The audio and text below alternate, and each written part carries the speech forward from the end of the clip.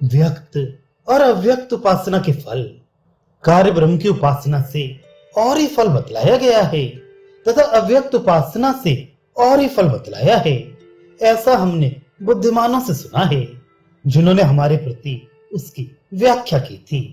संभूति अर्थात कार्य ब्रह्म की उपासना से प्राप्त होने वाला अड़मा आदि ऐश्वर्य रूप और ही फल बतलाया अर्थात बखान किया है तथा संभूति यानी अव्याकृत से अर्थात अव्याकृत प्रकृति की उपासना से और ही फल बतलाया है, जिसे पहले अंतवा प्रविशन्ति आदि वाक्य से कह चुके हैं तथा पौराणिक लोग जिसे प्रकृति लय कहते हैं, ऐसा हमने धीरों बुद्धिमानों का कथन सुना है जिन्होंने हमसे उनका वर्णन किया था, अर्थात व्यक्त और अव्यक्त उपासनाओं के फल का व्याख्यान किया था।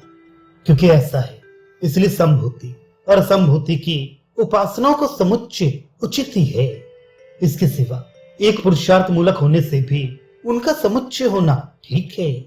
यही आगे कहती हैं, जो असंभूति और कार्य ब्रह्म इन दोनों को साथ साथ जानता है, वह कार्य ब्रह्म की उपासना से मृत्यु को पार करके असंभूति के द्वारा प्रकृति लय रूप अमृत प्राप्त कर लेता है।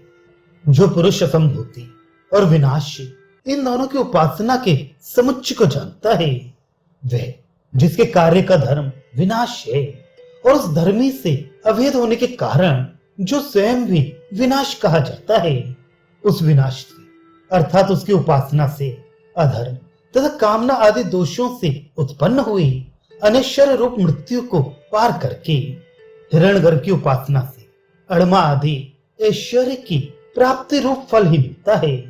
अतः उससे अनश्वर आदि मृत्यु को पार करके असंभूति अव्यक्त उपासना से प्रकृति लय रूप अमृत प्राप्त कर लेता है।